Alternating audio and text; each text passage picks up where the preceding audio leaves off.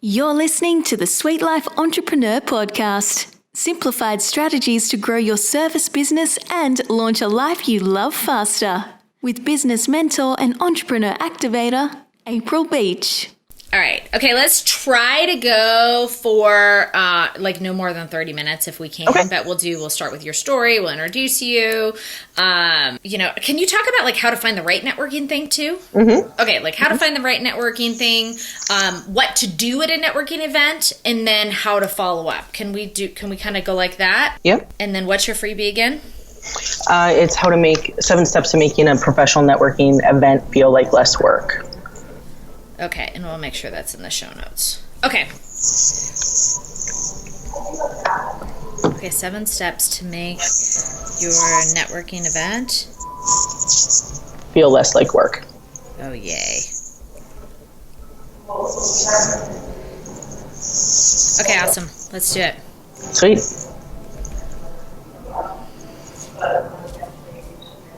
Wait till they're done talking behind you. I don't know if that's going to happen. Okay. Hey, you guys, and welcome to the SweetLife Entrepreneur Podcast. April here with my new friend, Jennifer. And we've been chatting a little bit behind the scenes, if you check out our behind the scenes on our YouTube channel, about networking. And I was just sharing with Jennifer that I went to a networking event this weekend and was really nervous because I knew I wasn't going to know anybody and I kind of didn't want to go. And to be really honest, my husband actually had to push me out of the house and say, April, you are going. And so having Jennifer on the show this week is really a blessing because she's going to talk to us all about that, which I think is an elephant in the room. I think that there is a lot of fear of networking, or maybe we don't really realize how important it is to building our company and in the importance of growing a profitable business through networking, building relationships. So Jennifer, welcome to the show. Please take it away, introduce yourself, and tell our listeners all about you. Sure, absolutely. Thank you for having me. So, Jennifer Kroiss, and I have been an entrepreneur, full-time entrepreneur here for 3 years. And prior to that, I have 18 years experience in the corporate space. So the last 12 years with 3M. So the Post-it note, Scotch tape, that's usually what people know it as in leadership and doing a lot of hiring and training and responsible for onboarding people and all of that and managing large teams. So I never thought I would find myself in this space. That was my dream company that I planned to retire from. And nothing really, honestly, there was nothing catastrophic that happened. I just knew I was seeing behind the curtain of what the next 25 years of my life would be like because I had reached the levels that had been my goal as, honestly, a teenager. And I did not like what I saw. So I wanted to take a shot and try to do a business on my own. So I did. I picked a date because I just kept putting it off. I actually put it off for over 2 years. Put it off, picked a date, and said, regardless of what happens on this date, I think I picked it 6 months out. I'm giving my notice on that day. And that is what I did. So, yeah. So I did all of that. Crazy. Okay, Yeah. wait. We have to go back to that because we have to take a moment to acknowledge that. That is brave. I mean, that takes guts. Yes. Real guts. In the moment, now that I look back at it, I'm like, oh my gosh, left that guaranteed, nice 6-figure, healthy stock options. I had a pension, that type of thing. And I just knew though, if I didn't try, I didn't want to look back, in my 40s and my 50s, that type of thing, when there's no way with the golden handcuffs at that point that I would leave, that I had to take a chance, and I did it, a little differently than some people do in the sense of I didn't have a side hustle. I didn't know what I was going to do, that type of thing, because I worked, 70 plus hours a week. I wanted to look anyone in my team in the eye and be able to say I gave 100% up until that last day. That was very important to me. And so I set up my LLC. That's all I did. Made sure financially I was in order and took it from there. And sorry, go ahead. I was just saying, you just quit. Yeah. And the really cool thing about that is, obviously I gave notice and I was still there then, wrapping things up and that type of thing. And I was having people approach me asking what I'd be doing. And I said, honestly, I don't know, but it's going to be more of what I love, which is what I love the most about my job, was mentoring and developing others. And so just based off that, I was getting referrals from people who didn't actually know what I was going to be doing. So by the time I actually left the company a few weeks later, I actually just had a whole slate of clients and had to figure out very quickly on the fly, like, what am I offering them in the space of corporate careers? And just really quickly went into interview coaching and actually very much leadership development with new leaders and helping them transition into that. And just went from there and have been referral based ever since, even though my business focus has really changed and I work very differently now because I went from corporate to working with entrepreneurs. So. Wow, that's an incredible story. And that's a testament to who you are as a person and the fact that people really trusted you and they wanted to be a part of whatever you were doing, even if they had absolutely no clue and you had absolutely no clue exactly what you were doing. That's an amazing thing that you should be really proud of. And then also that you took a step without having the path be fully visible. I think so many entrepreneurs, they want it laid out perfectly. They want to know exactly what it's going to look like. And although we can deliver the framework or the roadmap, nobody knows what it looks like until they're there. Yes. And they're doing that. And that it takes a brave person. And that's why actually, 2 out of 10 entrepreneurs are actually still entrepreneurs after 10 years, only 2 out of 10, because it takes a very strong, brave person, just like you, who knows she wants her life to look a lot different, and she goes after it and she builds it. Okay. So that's awesome. Okay. So today you are going to talk to us about the importance of networking. So tell us a little bit about why networking for you. Like, why do you think this is such an important thing for entrepreneurs to know about?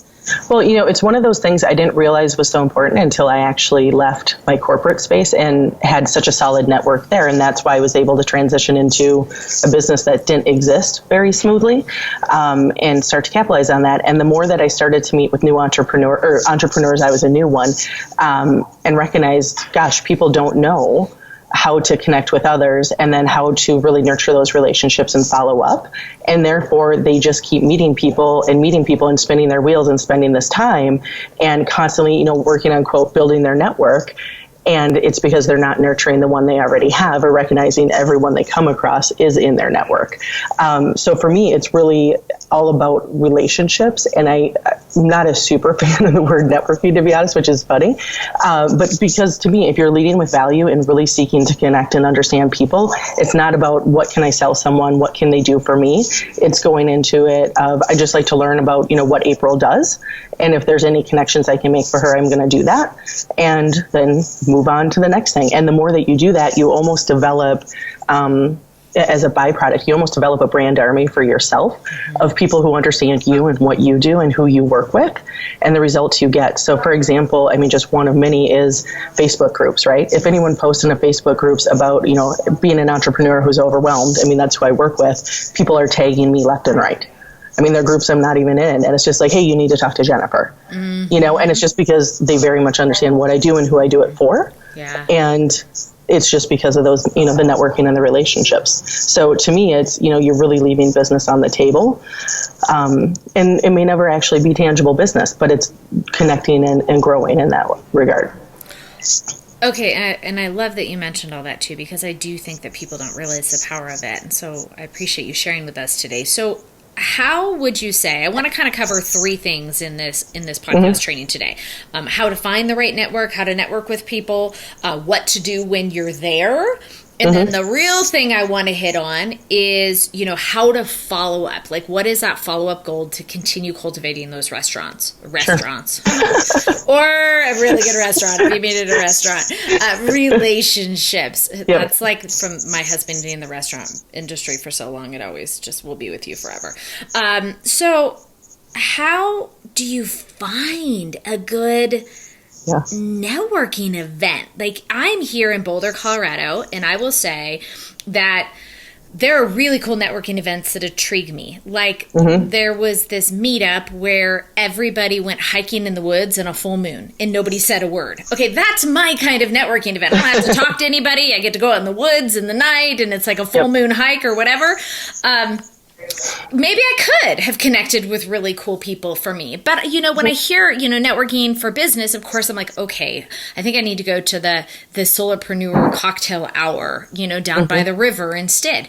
That makes me much less comfortable. That's out of my comfort zone. I want to go walk barefoot in the woods in the moonlight, So talk to us about, how do you know where your people are going to be? Well, I actually will answer that in two ways. One, your people could have been at that event that you're talking about. So, for example, I get referrals all the time from people who are not entrepreneurs, actually, honestly, don't even really know what I do, other than they very clearly know I work with entrepreneurs who are overwhelmed and help them feel like they can breathe again. So they know the keywords, they know what that feels like, even if they're not one. So when they're hearing that from someone else, they're like, oh, hey, you should talk to my friend Jen. Here's her contact information. I've gotten great referrals from, I have a dog, a rescue dog that's come from that area. It's come from everywhere. My mom's one of my number one referrers, type thing. She has no clue. She could not tell you what I do at all. So it's knowing who you are, and you were just really speaking to like, hey, I get really excited and I could get on board with doing this hike, or that type of thing. And that's great. So maybe you explore something like that. Or the other thing you can look at, there's so many different angles. You can do, kind of that book research in the sense of, look at Meetup, look at Eventbrite, do a search and see what's in your area and what really resonates with you. So for example, I run a meetup group called Networking and Connecting for Entrepreneurs here in Minneapolis. And the number one reason I always reach out when someone signs up and ask them what made them join the group. And they say, because you are so clearly leading with relationships and value. So that resonates with the people that come to that group. So it's finding that audience that really aligns with who you are and your goals. But also one of my favorite things to do is to look at the people around you who you really respect and ask them what they do. Because they know you. And you know that you respect them. And so, hey, I was just wondering, if you were me, what would you check out? I mean, that's my favorite thing to do with people just in general, whether it's about, a facialist or, that type of thing anyways. It's like, hey, I think your skin's amazing. Same with, I think you have an amazing network. Can you, who would you connect me with, or where do you go to do that? Okay, really good tips. And for me, I'm a little networking resistant, because I have three boys and we travel all the time, and there's always something else going on that I would honestly rather be doing than going to a networking event. But I know from experience that when I do go to these events, how powerful they are. And it's a reminder of, oh my gosh, what are you missing out on?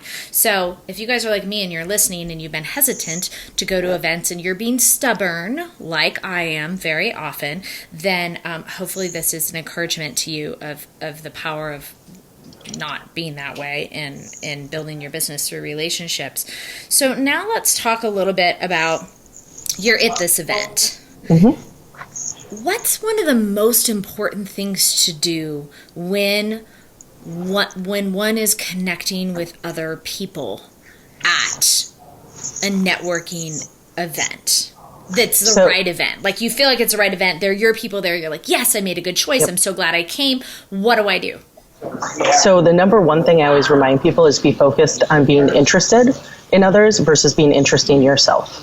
So if you think about from human nature, especially for those of us if we're uncomfortable at an event, which is most of us, is if we make it about the other person and ask them questions, it's doing a couple of things. One, it's making the other person a lot more comfortable. It's taking the spotlight off of you, but it's also helping you see really quickly, hey, is this someone I'd like to continue a conversation with? And if so, I can get their contact information, and that can be someone I follow up with in a genuine way after the event, because you've taken the time to actually get to know them and who they are. And as I remind people too, especially when we'll talk about the follow-up, if you really actually took the time to get to know someone, even if it was just in 2 minutes, you're going to find a connection with them. I firmly believe that you can find something with almost anyone to connect on if you want to, whether it's personal or professional. So the amount of times, right before this podcast, for example, I sent a picture of a French bulldog to someone that I met like 2 weeks ago who was telling me they love French bulldogs, and one walked by on the street. So it was like, hey, just thought of you, like that type of thing. And it doesn't always have to be business, but it also, I hate to say this out loud because I'm doing it very genuinely, but it's also, you stay top of mind with people then as well. But so at that actual event, the number one thing, like I said, be focused on being interested in others. But there's so much you can do to prepare for that event as well, depending on the structure of the event. So if you're in an industry, for example, that is LinkedIn heavy, or, different social media platforms, I always reach out to, if there's going to be speakers or, like major attendees that have been listed, I always connect with them on LinkedIn in advance and introduce myself. And it's great because then when you see people, I'll have people walk up to me at an event and be like, Jennifer, like that type of thing, because now they've recognized you and it's got that warm introduction. And it's really, the more that you set yourself up for success at that actual event and know yourself. So if that means you need to really get clean with your elevator speech, so because that's the number one reason, I think, beyond just like the natural nerves, that people don't want to go, is because they don't know how to answer, what do you do? Yes. Absolutely, and then be able 100%. To tailor it, and then be able to tailor it to different people. Because, for example, if I'm talking to my parents' friends, for example, and they ask me what I do, it's a very different response than if you and I are chatting. Right. So you have to be able to tailor that.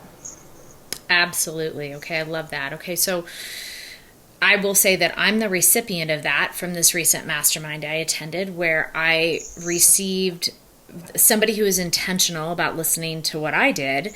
And it was something that I do that I actually don't advertise. I've done it for years, but this person was very intentional in listening to what I did.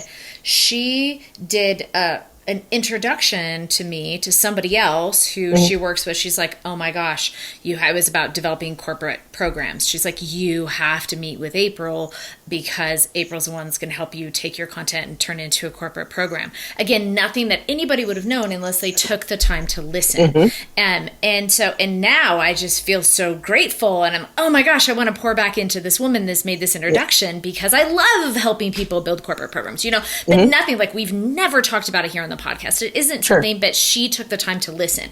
So and then think beyond that to make connections for me, which I appreciate so much. So I have a specific example that literally happened in the last 24 hours from this event based on what you were saying. So I think that is very, very cool. So let's kind of fall into that part 3, that follow-up. What does that look like? Like what must somebody do in order to keep these relationships alive?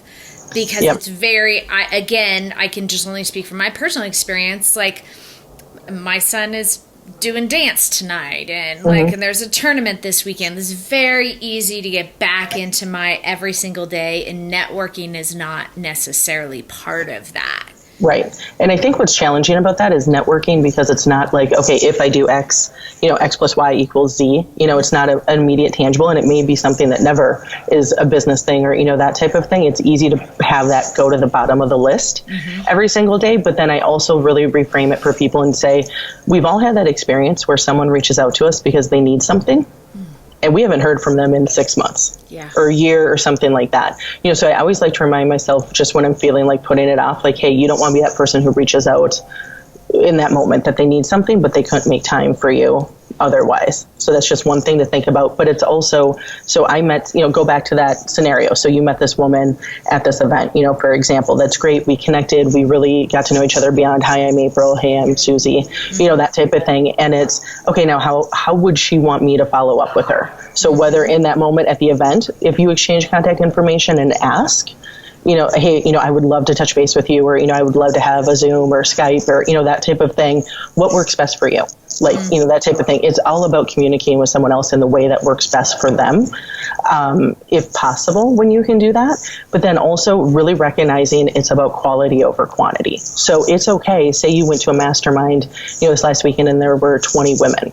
You may have made a great connection with one, or with 5, whatever that is. But whoever you made that great connection with, then make that a priority. And in whatever way that you track and measure things, so you don't lose track of it, literally, in the sense of, I used to forever, I tried so many different tools, and I just always came back to a spreadsheet that I have just so I could look at it. And I really, truly actually made that, it was a monthly reminder that I had, that I needed to go through that spreadsheet and just make sure if there was anything I felt, anyone I felt I needed to reach out to, who just didn't automatically come top of mind, that I would do that. But I also, another example, while I was just waiting to get on the podcast here or to do this conversation, I was looking at Facebook quick, and an article came up that was very corporate related from Harvard Business Review. And it's perfect for someone who used to be on one of my teams. So I just truly took a screenshot and sent it to him because I didn't even have time to click on the article, and get the link, but just said, hey, thought you might find this helpful. So it's those things that don't take more than 10 seconds. But if you're making it that consistent priority and build it into those business goals for yourself, that's what I have to do. I get so business oriented and goal that I will go through periods where if I know I'm slacking on kind of maintaining relationships, I'll set that goal for myself of whether it's 1, 2, or 3 contacts a day that I need to find a way to reach out to an organic number of people a day. Wow. And you'll find those ways. But it's crazy. I mean, it's crazy if you are taking the time to actually get to know people, and how can you, as you said, pour into them. It's amazing. It's just like, the same, I forget all the, the real science behind it, but how if you buy a blue Volkswagen and you see all these blue Volkswagens, well, I never noticed French bulldogs before. Well, this woman mentioned she loved them, so now I see them everywhere. That type of thing. Yeah. Yeah, so good. And I think, so for me, the way I work, and a lot of my listeners, I think, resonate with as well, is like block calendar scheduling. So just add in a block. It's not a weekly block, but a block saying, okay, relationship building time. And I currently don't have that block in my calendar. I think there are times when I have had it in the past, but it's not one of like the reoccurring blocks. So that's really an important tip. I appreciate that. And I think like this one particular woman, I think we'll be friends. Like, we connected so well. I think that we'll be friends, like lifetime friends. Right. I want to go on vacation with her because I hit it off with her so much. So for this case, but that's kind of the way I am. I either really connect with people or, it's okay. But the people I really connect with, I really appreciate those connections. And so that's so special. So let's talk about a little bit. We've talked about how to find the right networking place, what to do when you're there, how to follow up with people. Let's kind of wrap it up in a way where I would really love for our listeners, you guys, to have these like quick action steps, things that you really think that they should do like right now. You have a download. We'll make sure that is included in the show notes, and that's the 7 steps to make your networking event feel less like work. Super important. We're going to make sure this is episode number 118. So you guys can get that at sweetlifepodcast.com/118. Besides that, what do you recommend people do right now? Because this is this is kind of big picture. I want you to change your philosophy if you haven't networked before and understand the importance of it. But what do you recommend somebody does, just like a really even simple step right now after listening to this show? So I would, a couple easy things. One, make sure you really are clear on, lack of a better term, your elevator speech. Because here's the thing, if you can't tell people what you do and who you do it for, no one else can do that either. No one's going to be able to help you no matter how much they want to. So you need to be really clear on that, number one. Number two, one of the things I actually do with a lot of my clients right off the bat is most people don't actually realize who is in their network. They just really have never, if you think about it, none of us really have taken the time to be like, I should write that down. And it usually takes people several days to do because you will just keep thinking and thinking of people. Because, for example, for you with 3 boys, you have to know so many people from the events that they're in and the activities and those type of things. Anyone you're talking to is in your network. That type of thing. Now, you may talk to them in different ways. It may never be something that you make those connections, but they really are in your network. So it's being aware of who's your network. And then also, what do you want to do? Do you want to give yourself that goal of, I'm going to reach out to one person every day? Or whatever that looks like for you. I'm very big on setting yourself up for success. So that's where how you work as an individual and what you need for goals and targets. And then just see what happens. Give yourself that, I'm going to reach out for 10 days. Right. I'm going to reach out to one person for 10 days. Right. New person every day and see what happens. Because this is something I didn't realize till people started telling me that I operate a little differently as far as like having these relationships and networks. I just thought we all did this for a really long time. Something I've really noticed now that I'm so aware of it is, so for example, say the person I sent the picture of the French bulldog I saw on the street, there is such a great chance I'm going to hear from her within the next week, something business related, because I'm top of mind.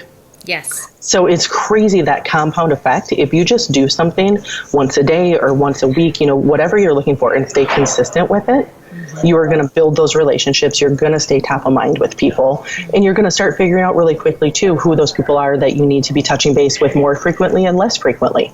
I mean, I have people in my network that we never need to talk, but if they would, I haven't talked to Bob in a year, and if you would reach out to me and say, hey, can you meet with this person? Absolutely. Right. Because that's the relationship we have. But yeah, so I'd be it's getting intentional about those relationships. And then the last thing, you said something to me in the beginning, which could never be more true than what we are discussing right now. And then even the reality about so many of the big business shifts in my business and in what your business centers on as well, is its community is this currency. Yeah. Community is, how do you say it exactly? Community is the new currency. The new currency. Yes. Yes. Everything is relationships. Everything is community. And it's really, I have a favorite artist, Lizzo, who's incredible. And one of her lines, I was listening to her music this morning, was, when I shine, everybody shines. Mm-hmm. I love it. That's so true. I love it because it's very, when I rise, everyone rises. I take everyone with me, that type of thing. And to me, that's what community and relationships are, is we can all find valuable things in one another. And with those people we truly want to connect with, like we were saying with you, when you're in with someone, you're in with someone. Like, you want a vacation, you want to, all of those things. Yeah. And we're all different that way. So it's not fighting your natural tendencies. It's really just almost embracing and highlighting them. And when you do that, you're just going to give so much more to the world around you. Yeah, and podcasting, I mean, that's why I do this podcast and have guests, because the whole first year of this podcast was primarily solo business training episodes. That's why I was so excited. That was the plan, but that's why I was so excited to get into this phase and having people like you come in here, because I totally believe that, giving each person an opportunity to really bring that, like, when I shine, you shine too. It's such a cool thing. So in the podcast community that is around this as well. So thank you so much for being on the show. I mean, I really appreciate your time in speaking to this. And this is all about Relationships Month on the podcast. We're talking about marriage relationships, being a single solopreneur, networking relationships, relationships with kids. This is everything we're focusing on this month. So it's incredibly timely, and I appreciate your history in this and how you realize that, like you said, I just thought everybody networked. Well, no, those of us here, with home-based offices, especially those of us, with children, no, we don't get out much, actually. So it's an important reminder that that one's business actually growth could be suffering because of. Well, and I think it's one of those things, just because I have to jump in for what you said, home base at, that type of thing, networking does not have to be in person. I mean, that's a whole nother conversation that we won't have today from time. But some of my strongest relationships are people I've never met in person.